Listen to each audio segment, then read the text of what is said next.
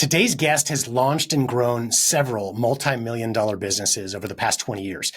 He has also built an Instagram following of over 4 million people, and that has made every new business that much easier to grow. This interview is a nonstop barrage of valuable insights that you can incorporate into your business right away. You'll want to pause and take notes at several times just to keep up with him. Are you looking for new ways to make your sales grow? You've tried other podcasts, but they don't seem to know. Harvest the growth potential of your product or service as we share stories and strategies that'll make your competitors nervous. Now, here's the host of the Harvest Growth Podcast, John LeClaire. Welcome back to the show. I'm excited to have Sergei Kaminskiy with us today. He's a self-made entrepreneur, real estate investor, business influencer with millions of followers, and a founder whose journey literally epitomizes the American dream. After immigrating to the U.S. from Siberia in 1993 and living in poverty growing up, he founded a small handyman business in 2005 that grew into Kaminskiy Design and Remodeling, a nationally renowned home design and remodeling agency consistently ranked as the best of the best by Modern Luxury Magazine and a ton of other media.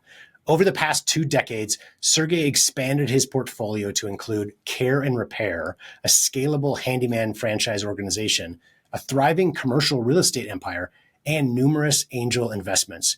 His story has certainly caught a lot of eyes with over 4 million followers on Instagram alone. Sergei, welcome to the show. So excited to have you on today. Hey, thanks, John. Glad to be here, man. Absolutely. So let's dive into your story a little bit. I mentioned a lot of the businesses that you've had over the years, and we're going to dive into your franchise, Care and Repair, in a little bit more detail. But before that, what was the first business you got off the ground? Can you tell us a little bit more in terms of details?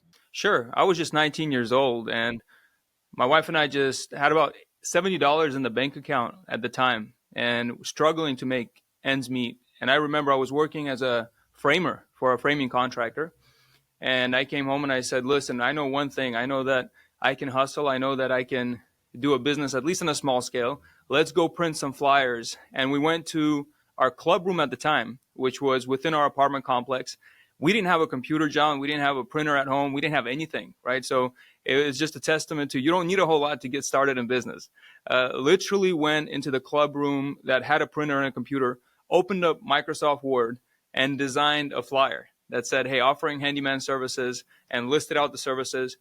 We went to Target, bought some string, wrapped up the flyers real nice, put them in a little bow. And I remember it was raining outside, and my wife was driving literally kind of like on the street, and I'm running door to door and I'm hanging these flyers and I'm passing them out.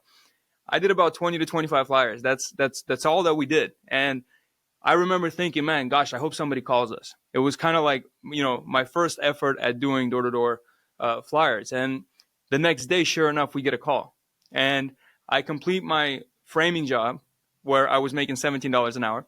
And after that, I go and I do this handyman job. And within a couple hours, I make a few $100s, right? And this is 20 years ago.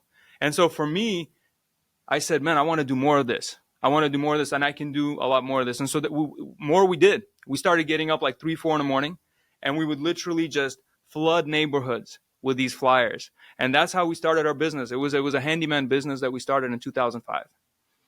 That's awesome. Now that was, on day 2, it sounds like you had your first sale. What was the first big success though? Like when did you know you'd turned a corner that you could, really leave your day job behind and start working on your own business? Yeah. So I started spreading the word. I started telling my friends, family, I said, hey, I'm doing this handyman business. And I had a friend who was actually a window installer for Home Depot. And he went and did a job for a customer. And this customer needed work done within the home, like other work that he couldn't do. So he gave my business card to this one very nice lady. And she gave me my first decent sized project where I was like, man, I can take a few weeks off from my framing job at the very minimum and then go do this job. So I remember I showed up and I called my superintendent. And this was a fairly large size company, the framing company. They had 300 employees or so, but the superintendent really liked me. Jim, super nice guy. But I called him up and said, Jim, can we meet? And I remember walking into his office with my, Microsoft Word design flyer and telling Jim and saying, hey, Jim, look, I'm going off on this journey. I want to do this handyman business. And he looked at me, he goes, Sergey, I'll tell you one thing. He goes, work will come, but good help is hard to find. And back then I was 19 years old. I was hungry and I was like, just give me the work, man. I will find the help. But the longer I'm in business, the more his words, ring true that, work will come, good help is hard to find. And that was really when I turned the corner, because after that, I called him later and I said, hey, Jim, I don't think I'm coming back because I'm going to do this full time now. And so it was because of that one opportunity where I said, you know what, I can start doing this on my own. And we just kept going, man. It was just a daily, constant grind. It's not like, it's one of those things. People think it's like this one move that all of a sudden, boom, you succeeded. It doesn't happen that way, because that one job was just a stepping stone to get to the next level where I was able to say, hey, I'm not coming back. And now I had to make another move and start putting out more flyers and doing a lot more grinding and a lot more hustling to get me to the next level and the next level and the next level. You talk about, like you said, it's not like you do one thing and it all of a sudden changes everything in your business. But I'll just to kind of grab a couple of nuggets from what you talked about. You do get learnings and systems, I think, early on, right?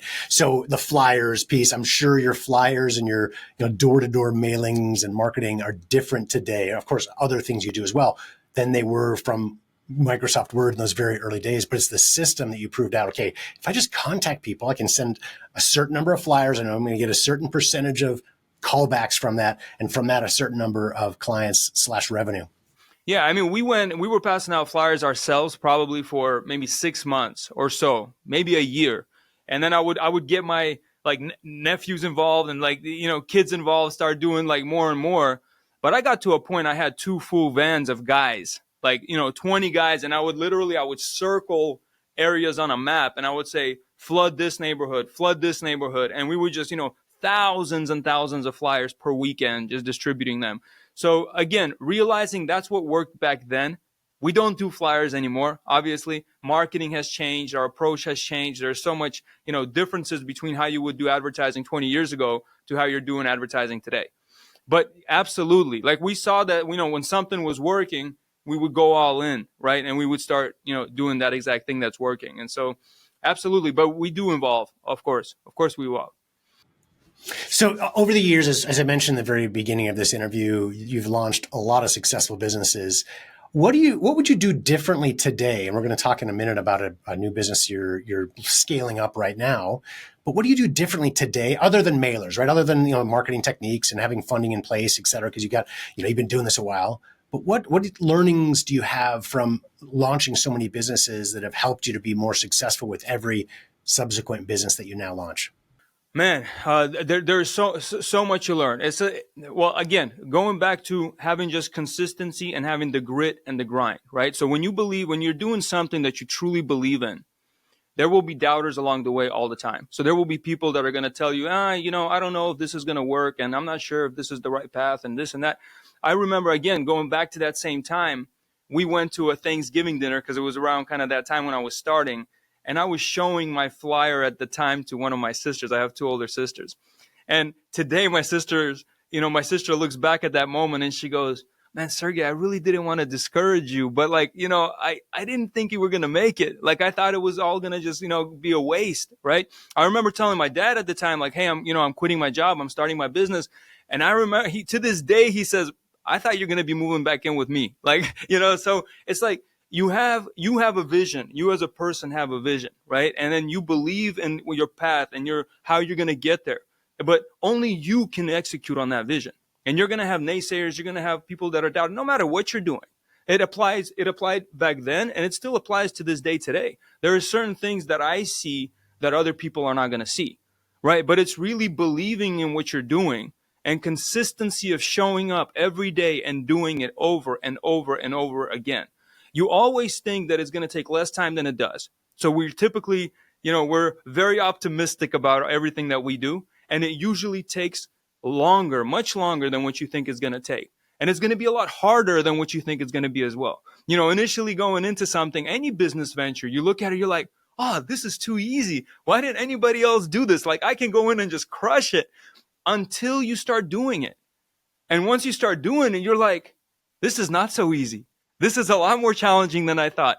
And at first, I remember starting my business ventures and thinking man, I hope nobody knocks this off. I hope somebody doesn't start copying us and doing what we're doing. And I hope we're the first to do. But by the time I get deep into it and I overcome all of these different challenges and obstacles along the way, I think, my godly, like if someone wants to go through that, by all means, knock us off and good luck, right? Because you start seeing how much harder it is than what you initially think it would be. It's kind of funny. You think about when you have a new idea, a lot of people come up to you and say, I thought of that years ago. I could have done that or whatever. Or you see an invention, something on the store shelf, like, man, 10 years ago, I had that same idea. That could have been me.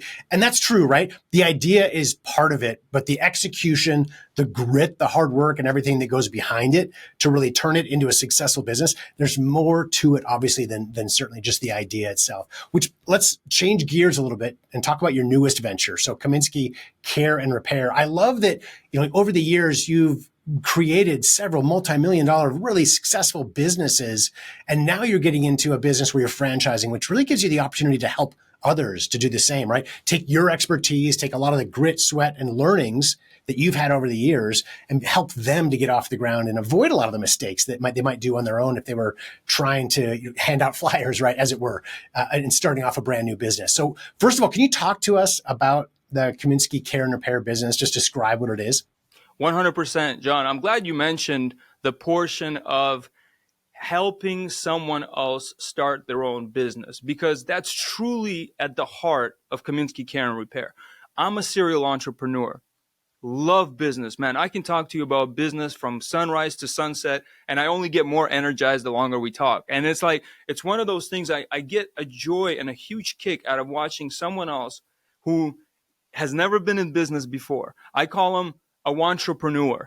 They're not someone that has tried to go out in business. They want to be in business. They talk about going into business. They've talked about it maybe for decades, but they're scared or they don't know enough to take that initial leap to get into it because they see how many businesses actually start and fail within the first 10 years and the statistics scare them, right? So being able to be in a position where we have the systems, the processes, the proven strategies, the marketing, the everything, where we could take someone who's in that position and we can give them the infrastructure where they currently struggle with, right? Specifically, if we're talking about Kaminskiy Care and Repair, what we're doing is we're empowering the blue-collar entrepreneur, someone, or blue-collar entrepreneur, someone who wants to be in business. They're working for someone. Maybe they're actually doing a handyman business on a small scale by themselves.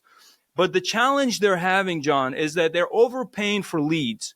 They're paying between $100 to $200 to lead generation services such as Angie's List, Thumbtack, Yelp. And the problem with those services is that they'll send that same customer to 4 or 5 different vendors a lot of times. And so what'll happen is it'll create an ultra competitive environment for that blue collar entrepreneur. They're overpaying for a lead that they're less likely to get because now they have to lower their fees to win that business. So as a national average, they're only charging $40 to $75 per hour for their time, which is not enough to run a sustainable business.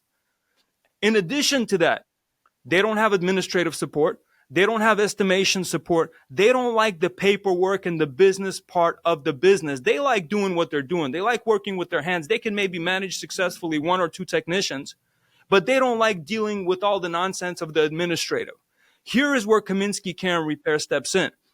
Number one, we were able to get leads at an average of $50 per lead for home improvement leads. So we're decreasing the CAC, right? Customer acquisition cost. It's all about customer acquisition cost. You want to bring that down as low as you can in any business, not just home improvement. So we bring that down significantly. They're paying a fraction of the cost for the leads. In addition to that, because they align with the Kaminskiy brand and they have our systems and processes and strategies, our scripts, everything, now we're teaching them how to charge an average of $133 per man hour. Think about that. So now they've decreased their CAC. We're increasing their hourly rate from $40 to $75 to $133, almost doubling their hourly rate per hour. In addition to that, we have administrative support. So if they're on a job, they're doing a job, they're talking to a customer, the phone rings. We call it speed to lead. If they don't get to that customer within 2 to 5 minutes, that customer's going elsewhere. They're calling another service provider. They're not going to wait around. So what we're doing is we're answering the phone right away. We're picking up the phone. If we miss it, we call them right back. In addition to that, we'll ping them and say, hey, we got a customer on the line. Would you like to take the call and sell the job? If they're super busy, they're going to say, no, estimate it for me. So we have corporate estimators that are on commission-only basis that are going to sit there, estimate the job on their behalf, sell it, and put it on their calendar. So what that's doing, I mean, it's taking all of the things that we were able to identify where that typical blue-collar entrepreneur is always struggling with. They're going through that rat race of trying to stay above water, keep their head above water.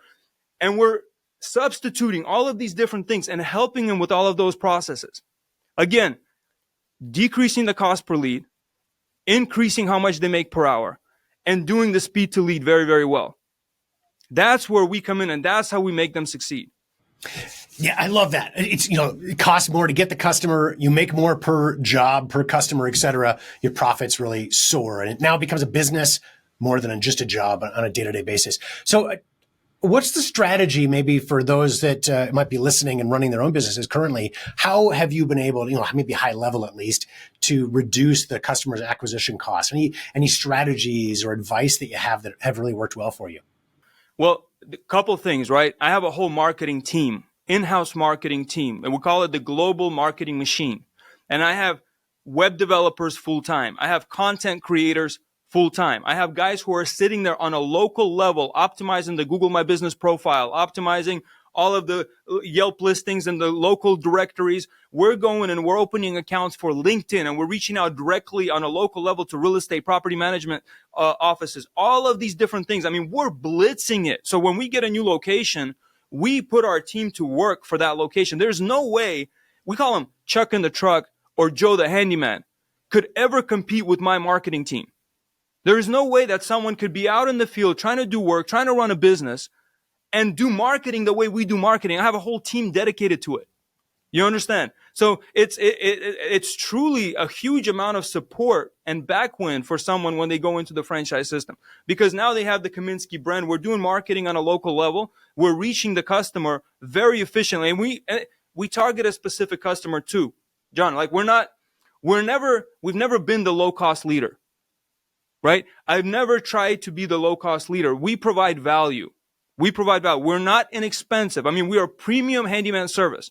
We stand behind quality, integrity. We do background checks. Our guys are marked, in a uniform. We have their vehicles marked. So we provide a premium service for the customer. But there's a lot of customers out there that are more than happy to pay the rates that we're charging, because what they want is they want to be able to know that, okay, the person I'm letting into my home, which is my most sacred place, this guy is going to be vetted. He's going to be experienced. They have to have at least 10 years experience. They have to be at least 4 to 5 star rated. And they know that where they lay their head down on a pillow to sleep, and they're inviting somebody into that place, that they're vetted and they're good, right? And so they'd rather pay a little bit more per hour, have the peace of mind knowing that we're inviting a decent individual into their home, number one, and we're going to stand behind the work and the product. If something doesn't go right, sometimes it doesn't, but we're always going to go out and fix it. And that's what our customers want to hear.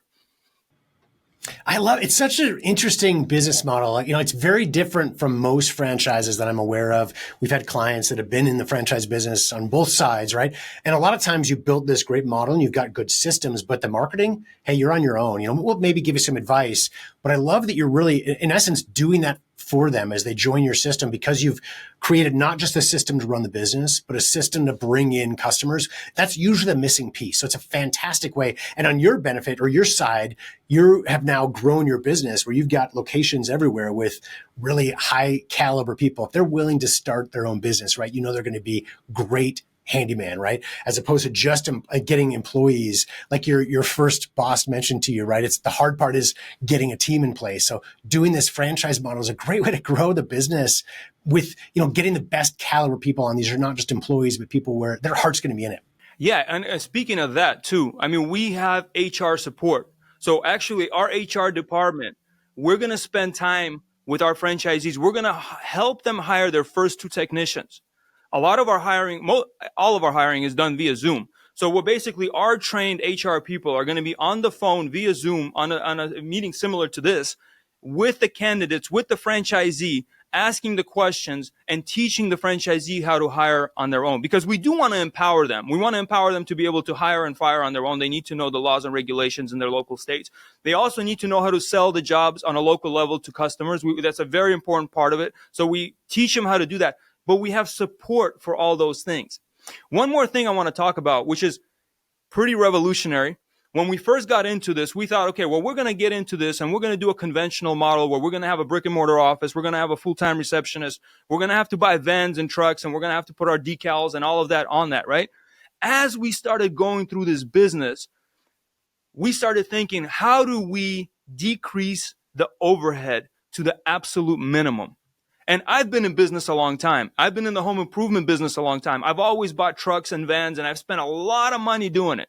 And I mean, you just think about the cost. You're buying say a cargo van. You're spending $50,000 to $60,000 on a cargo van. You're putting shelving into it, right? Another $3,000 to $5,000. You're putting decals on it. That's another few $1,000s. Then you have to buy insurance for it. Then you have to carry the monthly payment on that thing. Then, someone runs it into a pole or whatever the case is. I mean, I've had everything happen with my vans, right? We don't have to do that. What we did is we said, hey, if you look at a good craftsman, most of really good craftsmen, their pride and joy is their work vehicle and their tools. They love it. They'll usually have a nice van or truck neatly organized. They'll have all of their nice tools there. They're very proud of it. So we're like, why don't we allow them to use what they already have? We're going to compensate them very generously. We have a very good compensation package. We pay more than most home improvement businesses out there. We provide a very strong employment package to our technicians, but we're allowing them to use their vehicle, and we pay them a few $100s for putting our magnets on their car. And that's offsetting their gas or, their insurance or their monthly payment, whatever the case is. But now we don't deal with the headache of owning all of, these fleets of vehicles, which are so costly. And we don't have to rent out or lease out a 5-year lease on a huge brick and mortar office. We're allowing our franchisees to either run it out of their home, or we have another provision where we can actually get into another space for just a few $100s a month. And that works as well. So what have we done? We've decreased the overhead, and overhead kills companies. You know that because you talk to businesses all the time. If your overhead is high, it's very difficult to run a successful business. Your overhead always has to be as low as you could possibly get it. And you have to have, your gross margins and your profits as high as you can get them. That's what's left for the business owner, right? So we've decreased the monthly overhead to the bare minimum. Now, we have a healthy budget for marketing because we understand that that's a very powerful thing. You cannot run a successful business and grow a business without marketing. So I'm a big believer in marketing. So we have a healthy budget for the marketing component, but nonsense overhead, we try to keep it to the minimum. Love it. So I know our audience will want to hear too about something you've done tremendously well, which is building a following. So on Instagram alone, as I mentioned in the intro, you've got over 4 million followers. And these are people that engage. If you look at your posts, they're liking, they're sharing. It's not just bots out there. These are real followers of you. And that can make such a difference in launching, growing your business, communicating with your current and potential customers, et cetera. How did you do it though? What's some good advice? You've obviously got a great personality, right? You've got great content you've put up there, but what has been sort of your secret or maybe strategy to really grow this solid base of followers on social media? Oh, I don't think there's a secret. For me, it comes naturally. So when some people look at my Instagram, they're like, man, Sergei, that takes so much effort for you to, put out the videos that you're putting out, and they're so dialed in and everything else. Dude, John, for me, I get a joy. I do that on my downtime. Like that stuff I enjoy because I do it on my downtime. That's like for me relaxing, right? Because I'm out, I'm grinding, I'm doing everything in the businesses. For me, doing the Instagram is on my downtime. But in addition to that, I truly attribute a lot of that to my team. I have a whole team that's helping me with that, right? I mean, my team is sending DMs. We're making sure that we're getting good engagement, putting out great content. I have a whole video guy. I have the whole video editing team. There is a lot that goes into it. But I love it so much. It's truly, that's something that I enjoy so much. And you're right. To me, before it was like television. My first television ad that I did was about 15 years ago. I think I was like 23, 24 years old. Very young, but I got into the TV space very, very early. I remember learning about it. I brought in someone from our local news station here, Channel 6, and very nice lady came in, young lady, and she just kind of opened up all of these different kind of their like quote unquote trade secrets to me. And she told me what the competitive rates were and everything else. So I went and I recorded my first TV commercial back then. This was 15 years ago. And I remember having kind of like, the butterflies in my stomach, a little bit nervous. And I'm thinking like, man, people are going to know. People are going to know. Now I'm going to be out there, right? But man, I remember when that thing launched and I loved it. I loved it because it gave us instant credibility, right? And then we could kind of put out our personality and everything else with the television ad. Today, Facebook, Instagram, social media in general is the new TV. That's what people are holding. It's no secret, right? It's not like I'm saying something revolutionary. Everybody knows it. So for us, that's where we have to be because that's where the eyeballs are, right? So we want to make sure we're in front of the right people, engaging with the right audience and doing it through the social channels.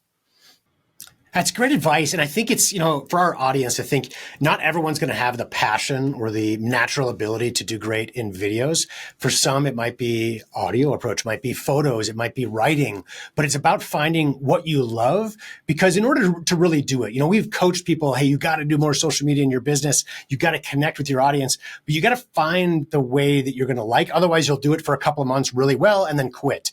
But if you love it, you'll keep at it. And in, frankly, the early days of almost any content marketing strategy, it's not going to work, right? It takes time to build up an audience, to figure out what your voice is and to really dial it in. So to get through the slog in the early days, just find the technique or the strategy or the marketing channel that you fit with, that you love, the one that you open up your phone. So I imagine for you, you're on Instagram probably personally, right?